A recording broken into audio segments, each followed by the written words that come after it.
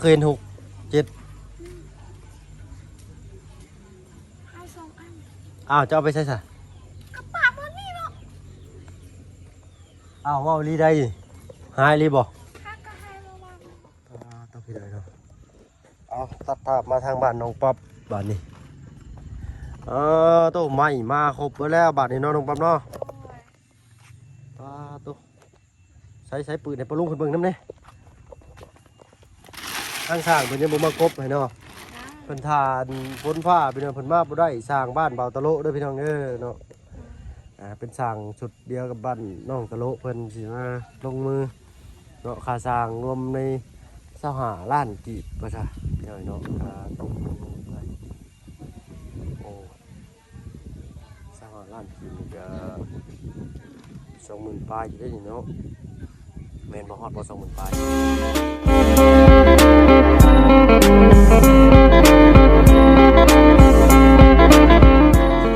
สบายดีปะลุงกันเน่สวัสดีเด้อใส่เสื้องามแท้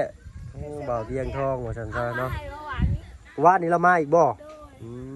ลงมาแต่ลองแจ้งจังใช้เพิ่นสิลงใต้พี่น้อยเนาะเพิ่นไปทางพี่ทางเมืองนองพี่รัดเข้าเมืองนองเนาะเห็นอยู่บ่เห็นคลิปซุมาอยู่ทางลองแจ้งอยู่บ่เป็นอะไรกะวิวอยู่หั่นแล้วก็งามอยู่หันงามเนาะด้วยก็เดียวเราบ่เห็นพี่น้อยเนาะกลับทักทายสบายดีปะลุงวัชผู้ทุกคนเด้อพี่น้องเด้อเนาะพ่อๆก็มีเตอร์วองอีกคือเก่าสื่อนี่ถึกใจขนาดว่าซะเนาะมาเบิ่งไม้ในบ้านนอกเพิ่นก่อนพี่น้องยังบ่ทันได้ขึ้นตั้งเนาะอันนี้เป็นเสา2 4 6เศร้าเขาให้ไปใส่เคยเห็น6 7ให้2 อันจะเอาไปใส่ซะกระป๋าบนนี่เนาะเว้าลีได้หายลีบ่ถ้าก็ให้ระวังจะไปเฮ็ดอะไรเสาหายบาดนี่กระบ่ฮู้คือกันเนาะได้ครับเสาหายลีนี่บ่แม่บ่แม่นปืนมันอยู่เป็นทางนี้บ่บ่ป๊อบไปปืนโดนทางนี้เด้อไม่ใช่พี่ๆให้สิหามไปว่าเสาบักหนักหนึ่งเอาไปที่นี่แหละเว้าลีแล้วน้องป๊อบว่าไว้ดิได้ครับบ้านจะเห็นแต่เมื่อวานนี่บ่หรือว่าหากเห็นหักก็เห็นบ่แม่นตั้งอยู่นี่บ่แล้วตัวหอยโอ้ยใครเด้พี่น้อยเนาะนี่2 อันนี่เด้ขอยตกใจเบิดเนาะคิดว่ามันหายอีหลีเลยโดยบ่ข่อยเชื่อเลยเมื่อกี้นี่ว่าคิดว่าเสาหายเปล่าคือสิโพดไว้สิมาลักเบรกกับเสายังกินหน่อไม้บ่บ่มีแขวกินเลยยาแล้วแขวเฮียอยู่ลองแจ้งแม่นแขวเฮียอยู่ลองแจ้งหาบ่พออยู่ต้องไปใส่ใหม่ก่อนหาเงินไปใส่ใหม่ก่อนโดย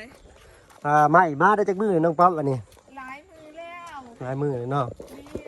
ฟังเบิ่งเด้ออีกมื้ออื่นหรือมื้อดีสิมีเจ้าสิได้มีข่าวดีสิมีรางวัลด้วยนี่แม่นบ่แม่นเนาะวันเสาร์เมื่อกี้นี่เป็นวันหยังน้องป๊อปวันเสาร์เมื่อกี้มันเป็นวันหยังก็วันเสาร์แม่นเป็นวันหยัง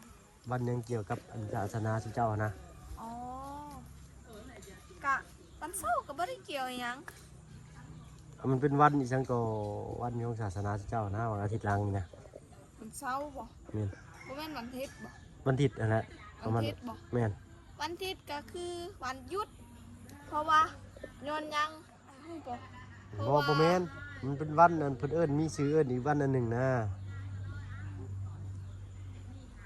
วันที่6ผมบอกว่าวันยังก็ตามแต่วันกะบ่ฮู้คือกันแต่จุน้องนับถือว่าเพราะว่าวันอาทิตย์มันเป็นมื้อที่สำเร็จเสร็จสิ้นเพราะว่าเป็นมื้อที่พระเจ้าสร้างทุกสิ่งทุกอย่างวันนั้นแหละน่าสิเป็นวันนั้นเนาะทางอ้ายเพิ่นเป็นวันนั้นเพิ่นมีรางวัลให้เจ้าเนาะตอนนี้ยังติดฟ้าติดฝนอยู่เนาะคือออกมาพี่เลยนี่กะบ่ได้เข้าไปทางบ้านดงจนอยู่พี่เบิดมือคือจังเข้าไปพุทธหรือว่าเขาเอิ้นแบบนี้ก็ได้วันอาทิตย์มันเป็นมือวันพระพรก็ได้เป็นมือวันหับพระพรวันหับพระพรบ่โอ้น่ะสิเป็นวันนั้นแหละพี่น้อยเนาะแต่ว่าเพิ่นเอิ้นบ่ถือคือกันเนาะสิเป็นหยังก็ตามแต่พี่น้อยเนาะเชื่อมั่นในความดีเบิดทุกอย่างนั่นแหละเนาะทางเฮาและทางเพิ่นคือกันเนาะยึดมั่นในความดีถือว่าหนึ่งเดียวนั่นแหละ เบิ่งไม้นี่น่าสิมาครบอยู่ที่นี่เนาะบ่ขาดเรือจังบ่ต้องป๊อป ครบแล้วตัวนี้50ตัวนี้50แต่ตัวนี้บ่จือ ตัวนั้นบ่จือตัวลุ่มนี่ค่ะ ตัวนี้บ่ ลุ่มอีกไม่น่า ได้ค่อยลืมแล้ว ไม่ แต่ว่านับเบิดแล้ว 48อันนี้ไม่48เนาะอันนี้ไม่5คนชิป โดย นั่นน่ะไม่ ไม่งั้นก็ อันนี้5คนชิป5บ่5คนชิป5อันนั้น5คนชิปอันนี้ไม่48อันนี้แป้นปูโอ้แป้นปูนี่งามมาพี่น้อยนะ แม่ แล้วก็ไม่เส้นไม่คือไม่ค้างไม่คือกับไม่ค้างไม่อย่างเดียวกันนะครับ จังหวะเพิ่งเขาใจถือหรือบ่ ไอ้ฮักก็มาบ่ แม่นนะก็มาแต่ลองแจ้งนี่ก็มาฮอดเมื่อคืนนี่ฝนตกหนักลัดทางตีหลุดกับหัวก็เลยนอนพักอยู่เมืองพีนบ่ อ๋อโดย จักขึ้นมาน้ำลูกเพิ่นบ่ฮู้ว่าบ่บุญสารวัตรสิขึ้นมามื้อนี้เด้อพี่น้อยเนาะ เอ้าบ่ว่าจะมาวันขึ้นมาแหละ แม่นกำลังขึ้นมากำลังฮอดเชโปนตอนนี้รถติดอยู่เพิ่นว่า อ๋อโดย จักเพิ่นสิฮอดไสแล้วพากันเฮ็ดหยังกันน่ะ อ๋อนึ่งข้าวเพราะว่าแกงหน่อไม้อยู่ แกงหน่อไม้อยู่ใช่อยู่พุ่นแกงหน่อไม้ อยู่เฮือนหน้าบ้าวแล้วก็ไปนึ่งข้าว โอ้หนึ่งข้าวอ กับ ยู่ น้อ พุ่ ง น เมย น้องเมยน้องเมยไผ กับคนอยู่ในบ้านนี่แหละ เหนื่อยหมู่คู่เนาะ แกงหน่อไม้ไปหาหน่อไม้ตอนเที่ยงนี่เด้ บางเที่ยงจะไปหาหน่อไม้ โดย ฝนตกก็ไป กะเข็นว่าไปกับบ่มีของกิน ว่า เหนื่อย ไปเสียหญ้ากับบ่ได้มันบ่เขามีแต่หากินสูงนี่นะบางเทื่อเขาก็ไป บ่มีทากบ่น้องแท้ทาก เลี้ยงก็ ตัวทากตัวมันกระดึบอ๋อบ่มี บ่มี โดย แต่ว่าต้องเข้าไปลึกๆมันจะมีเนาะ กับบ่มี ว่าเข้าไปทางสมุนบ่มี บ่ฮู้แต่ชาวบ้านคนนี้บ่มี แล้วบ้านโอ้โหมีได้ทางน่ะข่อยลงรถไปแป๊บเดียวขึ้นรถมันก็ยังกัดข่อยว่า ใช่เป็นตาย่านเนาะไปย่านได้ เรียบร้อยบ่อันเฮ็ดบ่อนนั่งใช่ เรียบร้อยแล้ว โอ้ยนั่งก็นั่งตากฝนมันก็เปียกไปแล้วนี่ แม่น พักยังข้าบ่นี่ ฮะ ต้มผักข้าบ่นี่โปแมนที่นี่ ต้นผักคะ ซับมันบ่ตายเนาะ โดย ให้หลักมังนัดมากินอย่างนี้ เขากินกับเบาเนี่ยเขากินกับอาจารย์ลาว เอามังนัดในชวนเจ้านี่บ่ ด้วยใบบอกเบิดแล้ว เบิดแล้วอู้อย่าแต่ข่อยกินน้ำบ่ว่าเบิดเลย เป็นยังไอ้ส้มบ่ มันส้มบ่ แม่นเพิ่นเมื่อกี้นี่กินกะประมาณคำหนึงนี่แหละเพิ่นกินบ่ลงปลาส้มแห้ง ส้มแห้งมันยังบ่ชุกบ่จัก สุกแล้วแต่บาฝนเด้ ฝนตกห้ำแล้วมันส้มบ่ แม่น มันต้องแดดๆร้อนๆเนาะ โดย มีไผเข้ามาหาในมื้อนี้น้องครับ อ๋อมีแต่อ้ายกับเบาอาจารย์ลาวแหละ จะเล่าเพิ่นเข้ามาเทื่อนึงเลยบ่ โดย เพิ่นมาแล้วเพิ่นไปบ่เพิ่นมาซื่อๆนี่บ่ เพิ่นมาถ่ายคลิปคือกัน โอ้หน่อไม้เด้อน่ะ โดย อืม ยังบ่ออก อันนี้หาน้องใหญ่หนึงบ่ผู้ครับอีกโอ้ยตาบ่ดีเลยเจ้านี่ตาบ่มานเลยหั่นน่ะ โอ้ เห็นบ่ ไม่น่าได้กินแน่นี่นะ อ้าวไม้อันนี้ทั้งบ้านอ้ายเขาบ่ได้ค่อยกินนะ ไม่น้ำใหม่นี่นะ แม่นกระเจ้าสิเอาไว้เฮ็ดไม้ แม่นบ่ ไม้มันนี่ขายเป็นลำได้ลำละ5,000กีบขายดีบ่ ดี ลำละ5,000 3,000 4,000เลย จังสินี่บอลนี่เคยปลูกอันนึงโอ้เปิดเกิดแล้ว ใส่ ทันเด้ ใส่ ไปเบิ่งน้องใหม่เขาก่อน โอ้เจ้าไปปลูกว่านะ ดูก่อน ติดง่ายเด้อดินทางบ้านเจ้านี่ ไม่เห็นมักนาดไข่ปีกายปีหน้าได้กิน โอ้ยคือเฮิงแท้สิอยู่ฮอดพุ่นบ่สุข่อยนี่ก็ได้โอ้ยจันบ่ได้กินน้ำแน่นี่ ซ้ายสิพาออกไปซ้าย เอาแล้วเวียกก็ไปเลยเนาะปลูกช่องอันบ่นี่ แม่น อืม ตัวหันออกหนอแล้ว โอ้ต้องปลูกเสียงๆหน่อยหนึงแน่นี่ต้องปลูกเอียงๆหน่อยหนึงปลูกต้นไผ่ ปลูกอันนี้บ่ แม่นนั่นก็ได้แล้วแต่สิเจ้ามาถนัด ใช่บ่ ไม้สังไผ่บ้านอ้ายเอิ้นบ้านเจ้าเอิ้นไม้หยัง บ่ฮู้ไม่สังไฟคือกัน อืมติดง่ายเลยบ้านเจ้าเนาะ แม่น ปัจจุบันเนี่ยโอ้เผื่อสิติดนี่ปลูกอยู่สวนลุงจันทร์นึงแต่เห็ดขุดน้องใหม่นั่นยังบ่ติดยังหักก็ติด อ๋อดูอันนี้ละเบิ่งนี่สิเบิ่งยังบ่ เนี่ย หัวสีไข่กับอีหยังก็ ค่า หัวสีไข่กับเขาเอิ้นว่า ค่า ต้นข่าต้นอีหยังก็ กุค่า ต้น ต้นค่าบ้านนายเอิ้นต้นค่ามีปลูกนี่อีกบ้านนี่ น พักยังนี่พักขมบ่พักบ่แม่นได้นี่ อันนี้ให้ผักยังนี่ อันนี้บ่ฮู้นี่ ผักตัวนี้แหละเขาตำเขาตำมันเด้ แม่นบ่พักขมบ่นี่ บูฮูจักสื่อไอเอิญนะแต่ว่าตัวนี้หันเพราะว่าแก่มันเป็นมากแล้วเด้ อืม เขาเอิญไว้ยังก็ บ่ฮู้ทางบ้านนายบ่เคย เว เห็ ลาน เขาตำกับเขาวเหนียวอะไรนะสีดำมันบอกเขาตำเขาวเหนียวเด้ อืม เขาวเหนียวเขานึ่งซุปเขาก็ต ตำสิข้าวเหนียว ำแม่นบ่เคยบอก บ่เคย มันอาจเสียให้กินเด้อ โอ้ยมันกินได้บ่ตัวนั้นนี่ โอ้บักแสบๆไปอยู่ไซมาบูฮูเวลาพอน้องเมียวปวดจังสีหันเขาเจ้าสิเน้นตำอันนี้แหละ บ้านนายบ่มีแต่ตำมันต้นมันสิเป็นต้นอันหนึงอะต้นกำต้นหยังสักอย่างนี่แหละ โดย ตามป่าไปหาตามป่า โดย ถ้าไปตำสิเขามันสิเป็นเขาสีม่วงสีแหล่สีดำๆอะ อันนี้เขาชิโรยตรงนี้เป็นสีด อืมโอ้ลายผักอะไร หอม นี่ ได้ เป็นไงหอมบ่ ำแม่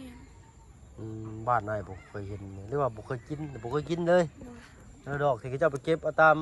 ภูหรือว่าตามป่าเป็นดอกว่าตำสิเขาน่ะแกบ่เคยกินนั่นน่ะก็ได้ โดย บ่เคยกินคือกันเห็นแต่ในคลิปก็จะเห็นคลิปลงทาง TikTok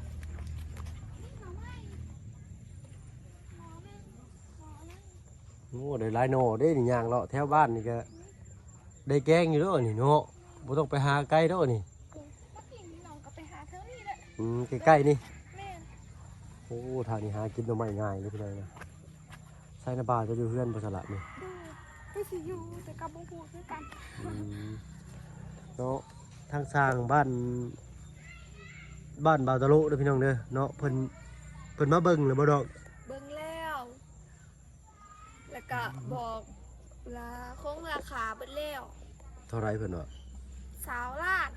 สาวหาลาด 25ล้าน โดยกินเขาเขาเจ้าเองของกินเขาเจ้าเอามาเต็มแรงเต็มเบิด เลย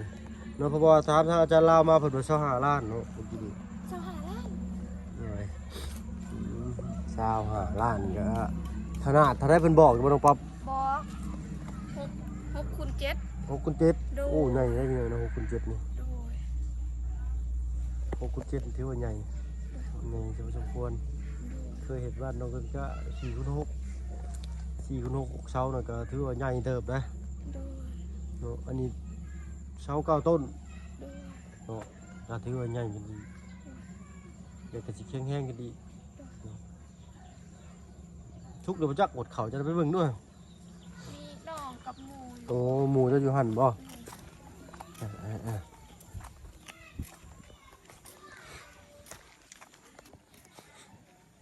เด้ยลื่น เกือบหงายท้อง หมูซื้อตามมากิน โอ้ยกินตามยำคำมันก็เข้าห้องน้ำเป็นมือแน่นี่เนาะ ออกจะกินกับข้าวเด้ กินตามกับข้าว นี่เด้ โอ้ตำกระปุ้น กับ ทุกนี่เท่าไรทุกนี่เท่าไร 10,000 10,000ชื่ออยู่บ้านจะบอลหรืออยู่บ้านดง อยู่บ้านนี่แหละมันซื้ออยู่บ้านดงนี่บ่มี 30 โดยแต่กับบ่แซ่บเท่ากับอยู่บ้านดง 30อันนี้ราคาย่อมเยา โดย ใส่ปลาหอยไว้ก่อนจะนำย่างไปมันรุดหมูเจ้าสีหายเด้อ แล้วพาปลาลุงมาเบิ่งเสาอีกก่อนเป็นปวกกินเบิดเลยปะจักเสาบ้านน้องป๊อปนี่ก็เพื่อสิได้นี่ก็เปลี่ยนแล้วเปลี่ยนอีกพี่เนยเนาะไม่ก็ทาแล้วทาอีกบ่าวเพิ่งจนถึกด่าย้อนมื้อนะขึ้นมาหับไม่เจ้าเด้นอกจากเจ้าขี่ขึ้นมาจะทอดปีแรกฮอดโบสถ์พี่เลยก็เจ้าว่าไม่ไผเพิ่นว่าสินะแล้ว PFC เพิ่นคอมเมนต์เนาะ แต่ก็บ่เชิงว่าด่าแหละก็เพิ่นก็เป็นจังซั่นแหละพี่เนยเนาะ โดย ไม่ยังครบบ่นับผมอยู่ที่ว่าเสียอีกคือเช้านี่ข่อยตกใจเบิดว่าโอ้ยน้องป๊อปเอาตัวข่อยดิพี่เลยนะเอาเช้าบ่แม่นบ่มัน10เช้าบ่ เก้า เกาหลีนี่ บ่อันอีก2อันของนาบ้า แล้วนี่ว่าเช้า10ให้อีก2ให้1ให้อีกข่อยตื่นอีหลีน้องป๊อปแต่ว่าเช้าปูนเสียเขาไม่ได้ตื่นนะมันเสียเขาตื่นเอ้าไปคือมาสร้างย่อแทนนะเนาะ โพดมันย่อชาวปูนวะเก่งดีนี่ บ่หยอกซื่อๆเนาะ คอยเราจะว่าเนมสังเกตก็จะทับไปอยู่เทิงนี้โอ้จอดตัวข่อยบ่ได้น้องปอบนี่บ่ได้ มาสิเอารางวัลมาให้เปลี่ยนใจละมื้อนี่มื้อต้องมือฮื้อแล้วบัดนี้ เอาแล้ว เนาะ ผู้ใดนี่ เอ้ยเนาะบ่บุญมันโทรมา โดย โอเคจะอ้ายขอตัวไปทางอื่นก็เด้อซะเด้อพอกัน ใจเด้อ เลย ไอ้บ่อยู่กินข้าวก่อนบ่ เนาะบ่เลยเลย แกงหน่อไม้กับกำลังสิสุก เลยเนาะเป็นยังขอบใจหลายครับบ่บุญก่อนเด้อเพิ่นมีเวียกด่วนโอเคไปสบายดีจ้ะโดยป้าพี่น้อยเนาะอยู่ดีมีแรงเบิดทุกคนเอาเพิ่นขอตัวลำลาแล้วเพิ่นเนาะสบายดีจ้ะ